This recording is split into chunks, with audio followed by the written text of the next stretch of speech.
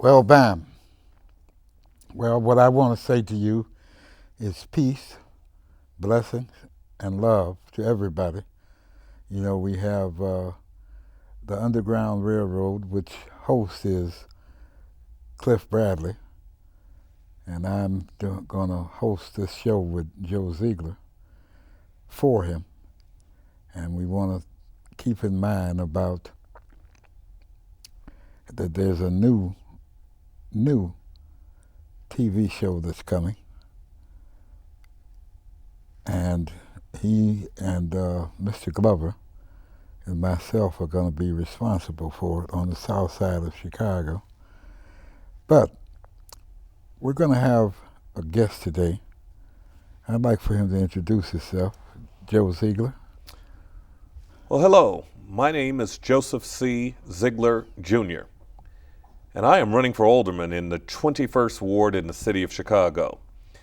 The 21st Ward boundaries go from 79th Street to 99th Street, the Dan Ryan on the east to Beverly, Damon on the west. So if you are in that area, you probably reside in the 21st Ward, and I would like an opportunity to serve you. Well, I was talking with you earlier, and I heard you say something else.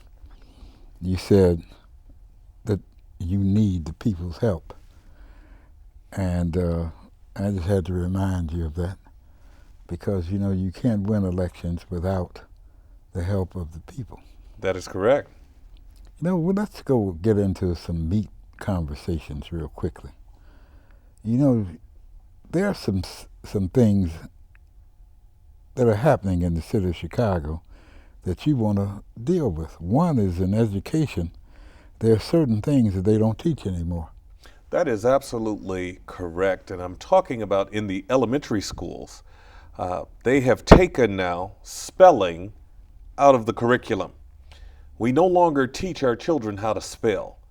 Cursive writing has been removed from the curriculum. Tell them what you mean by cursive writing. Cursive writing is the ability to write in script. What we were taught when in penmanship 100 years ago when you and I were in school. Well, the way grown folks write. That's right. That's exactly right. Well, I wasn't there 100 years ago. Let me correct you on that too.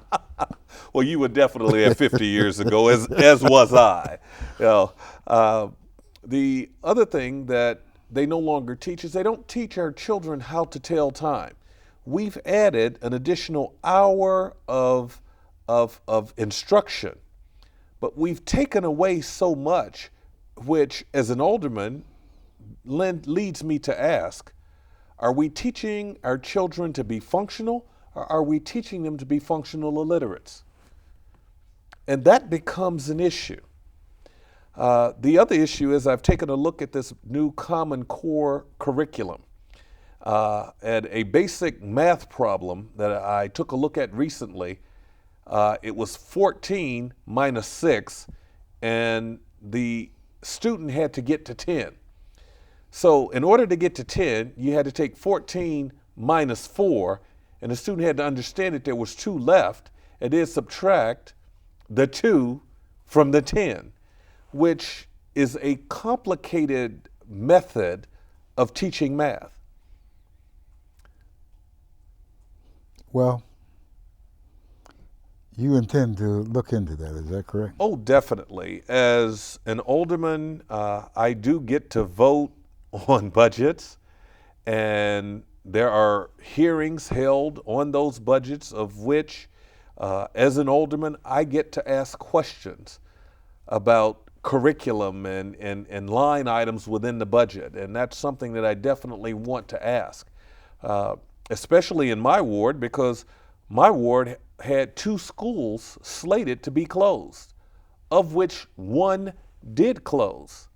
And I know a number of instructors that were at Garrett A. Morgan School, which is at 83rd and Vincennes, Kerfoot, where those teachers still have not been rehired by the board.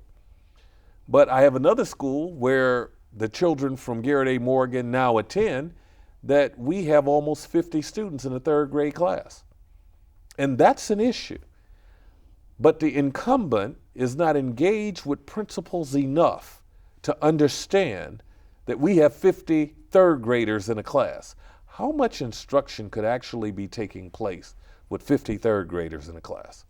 Well, one of the things that we talked about is that you want to set up a board consisting of all the principals of all the schools in your ward. Well, what I'd like to do is meet with principals on a quarterly basis. Because as a alderman, the alderman is the chief executive of his community. And as the alderman, it's critically important to understand what the needs of each principal is so that we can make sure that that principal gets what he needs in order to do the job of educating our children. Well, let's move to another area real quickly. Yes, sir. There's something in the city of Chicago called TIFs, tax increment financing. That is correct. What do you know about that? I know that currently there's about 1.7 billion, that's billion with a B, dollars in the TIF fund. The purpose of the TIF fund was for the development of blighted communities. The challenge that we have now is that communities that are not necessarily blighted are receiving those funds for the purpose of development. So, they've got all this money sitting there doing nothing. $1.7 billion with the B. When I was an elected official, I remember, and it probably was part of my downfall, because I was going through the budget. I used to read the documents. A lot of people don't ever go to them, period. Mm-hmm. And I was sitting there going through them, and I came to most departments. At the end of each department, I saw something that said, salvage. S-A-L-V-A-G-E. Mm-hmm. Now, when I think about salvage, I think about something that's you're getting rid of. That's correct. No longer usable. No longer usable. So I went to a friend of mine who was an accountant. And I showed him all that stuff in those different departments. I says, what does this mean? I'm not an accountant. So I go to someone who has that knowledge. He started laughing. I said, what's funny? He said, this is money that's just sitting here doing nothing. Oh, wow. In case they need some money, they've already got this money in every department. I said, well, why are they talking about they need to raise taxes? He said, so they'll always have this extra money. So they'll have the salvage. The salvage. I said, but the next year, they've got more salvage. Or either less salvage, and it wasn't even used in that department. He said, I don't have to tell you the story. You can figure it out. That's right. So when you get to the city council, I suggest you go and look at the line item salvage. Right, for each one of the departments when they start talking to you about you need to raise taxes.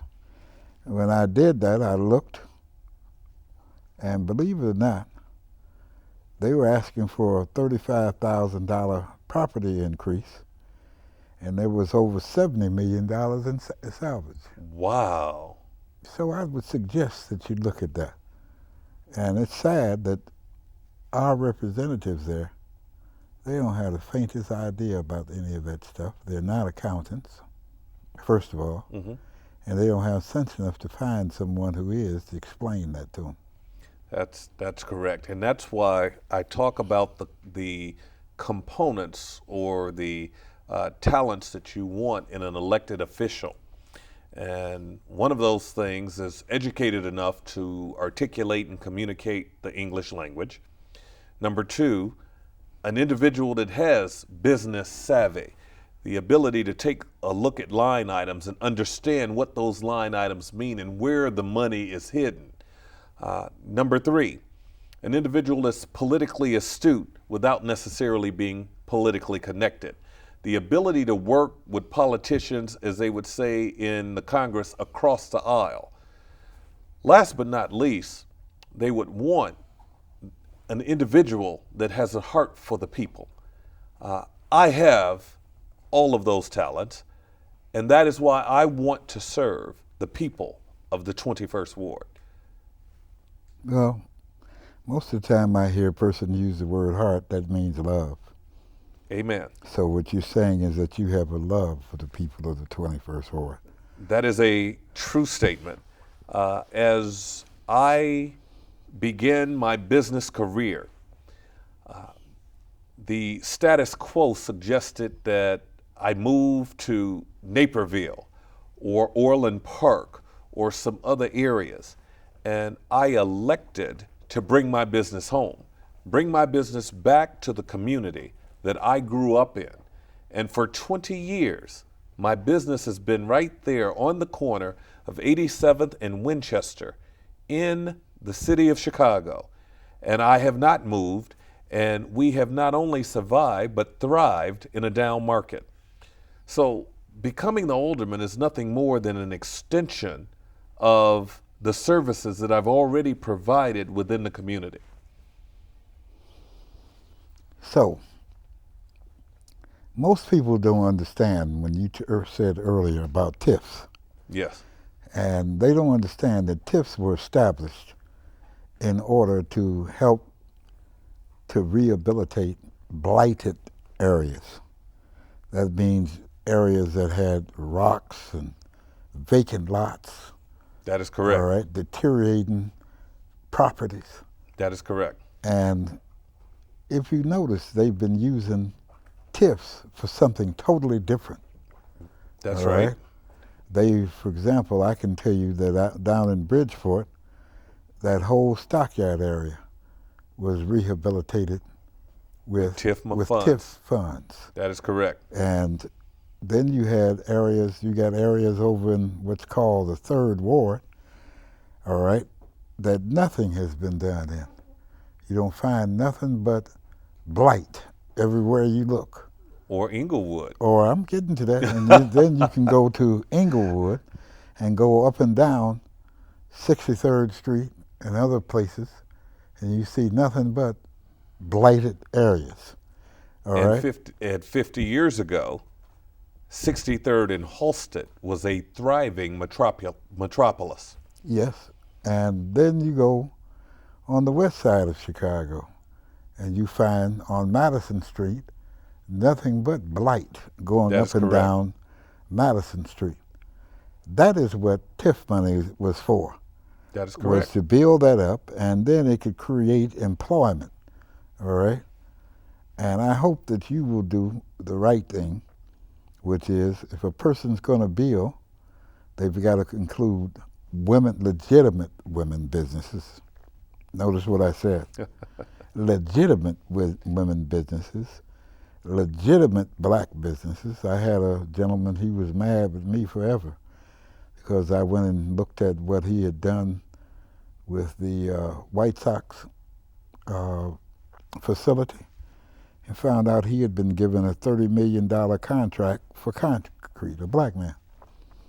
And then when I checked a little further, I found out that he had subcontracted $27 million back to white people. Oh, wow. And there was something being built in my ward. He said, I need your support. I said, I can't support you. He said, why? I said, because you give away stuff to white people instead of hiring more black people or subcontracting to black people to help you who are legit. So I can't support you.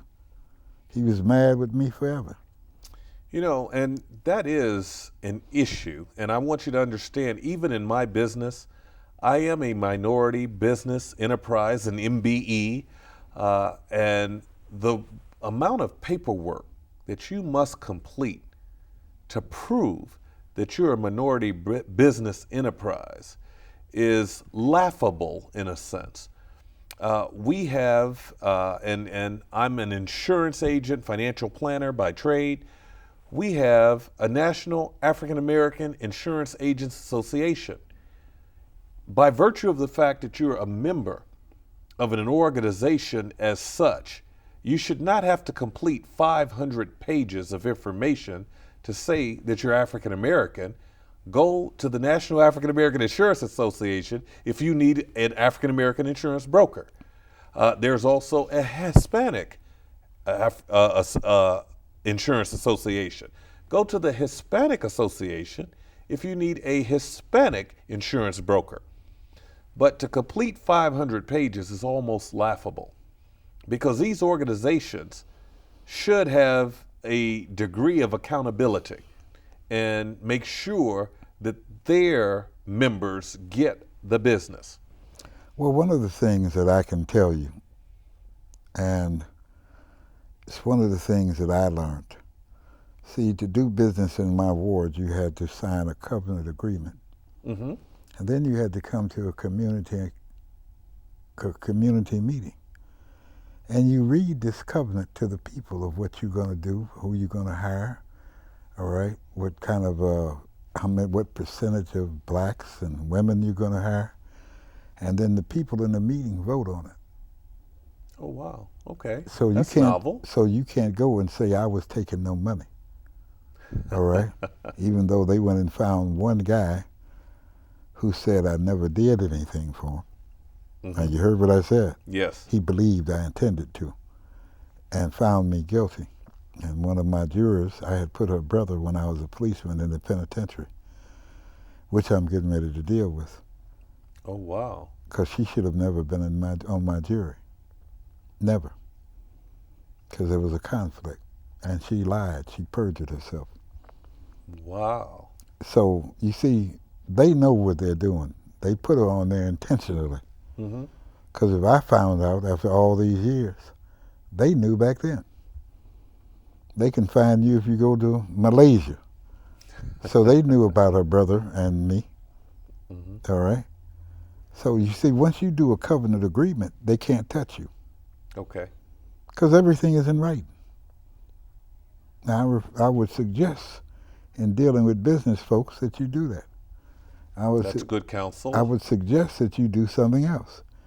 If a person comes in your office and tries to get you to take some money, say, hold on for 1 minute. Get up, go outside, use your other phone and say, send me a police officer here. I have a man who's here who's trying to bribe a public official. Okay. Don't forget that now. I will remember that. Because then they know that you, all right, did what? You reported it. Okay. You can't be a nice guy and say, look, I don't do that. Because Okay. that don't mean nothing.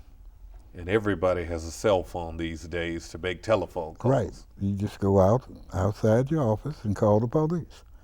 Someone sign a complaint against him for attempted bribery of a public official. Okay. And people won't come to you with that. But I had to learn that.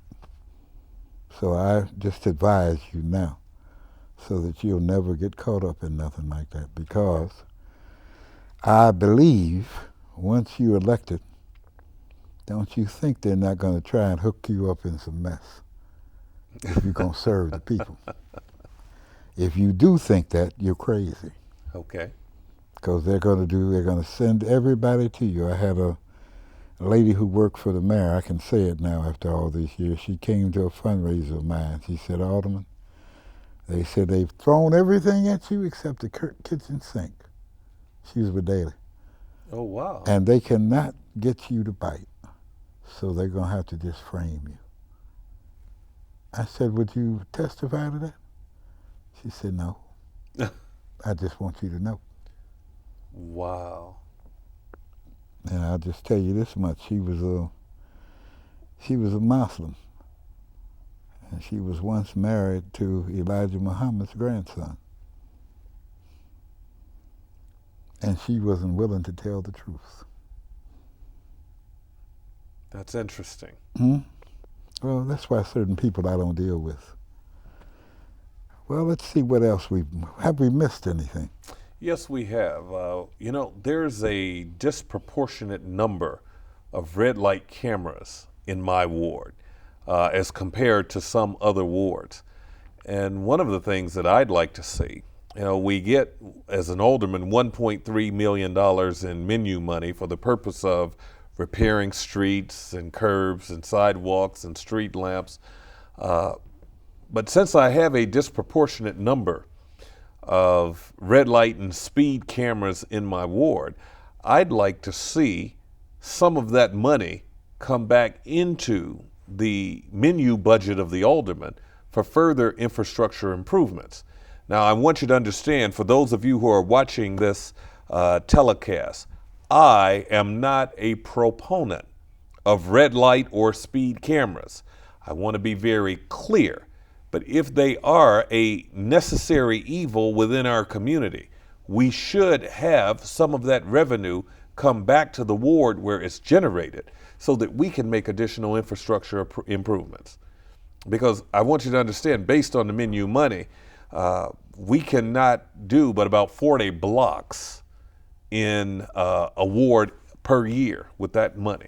Depending on which part of the menu you pick. That is correct. All right. I'd like to say this about red light cameras. There's something called a binding referendum. Yes. And if you want to get rid of those cameras, you get to be elected, then you could start a campaign in your ward by your citizens to have that a binding referendum to put on the ballot so that they could be removed. Yes. Most people don't utilize stuff like that, but I'm letting you know some of the tools to be used. You know, it was like the lie that some aldermen told when they came up with where you have to go and get those little tickets to put in your windows in shopping areas and all of that stuff, or Yes. at so-called meters. Well, they lied because there's something known that they could have done. It's called, it'll come to me in a minute. Okay. But you could have, all it takes is 2 aldermen.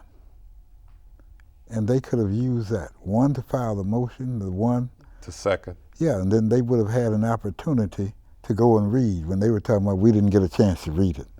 I think that's called defer and publish. Yeah, it's called defer and publish. And they could have deferred and published that and had time to read it. So they were all just playing a game with the voters. They could have deferred and published it to the next meeting. And they had 6 people to go out there and vote for it, all right? And the 6 people they had to vote for it, they didn't do nothing. Right. Because they could have only took 2 of those 6 to defer and publish it. Right. And I hate to say it, but our good county president of the county board was one of the 6 people.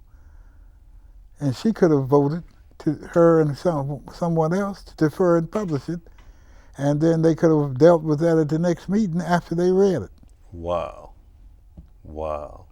But when you don't know the rules of the city council, that's one thing that's very important. To understand the rules. See, because they have their own rules, and all those that are not rules that they've put in goes by Robert's Rules of Order. Correct. So never forget that. If it's not there, then it follows under Robert's Rules of Order. And I was surprised to hear the different aldermen talking about raising money. Alderman Fioretti, who you're not a supporter, but I am.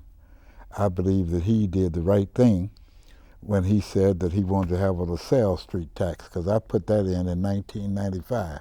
Right. All right? Well, now, I didn't say I didn't support Alderman Fioretti. I know you didn't All say right. that. I said, Right.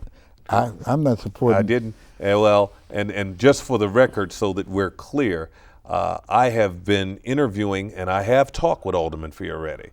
I have talked with Commissioner Garcia. I know Doc Walls personally. I have not made a decision as of yet as to who we're going to support for mayor of the city of Chicago. There are some candidates that I haven't interviewed, and there's some candidates that I probably won't get a chance to interview. But as of the taping of this show, we have not made a decision as to who we're going to support for mayor of the city of Chicago. Well, see, the LaSalle Street tax they talked about, I can tell you what it said in 1995. when I put it in. It is still down there in the City Hall in the Journal for that year. It was an amendment to the budget. So those who want to go look at it, they can go down there and get them a copy of it. At that time, I found out the Board of Trade and Board of Options collected over $45 million a year in the city of Chicago. And I propose that they pay, like when you buy a house, Yes. you got to pay a transaction A transaction tax. That's If correct. they pay a transaction tax, they won't pay it. But the stockbrokers, stock people that buying their stock will pay that, all right, of 2%.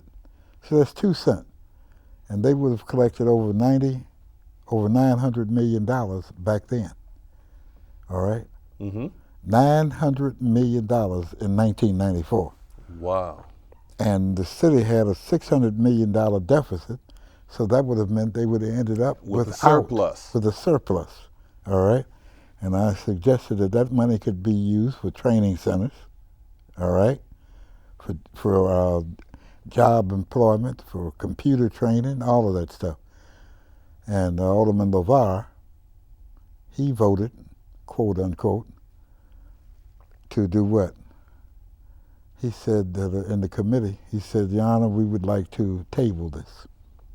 Oh, wow. But I was smart. I went and checked and found out that the Board of Trade and Board of Options gave him $5,000 every year. Wow. So he was told what to do. Okay. Well, we're coming to the end of our journey. And since this is just a few days from when you will be elected, because the people are going to help you, and because you love the people, Yes. just give me a summary before we go. Well, I am, in a sense, I am attached to the community. Number one, because I'm a 44-year resident of the community. I have had my business in the community over 20 years. And I have a community organization the last 12 years in the community. I would like an opportunity to continue to serve the 21st Ward as the Alderman, and I need your support. You could go to my website at zigjr.com. Thank you. Well, we thank you for coming and sharing what the people need to know from you. And we'll hope to have you back after I would love to come back. you win the election. Thank you. All right, thank you so much.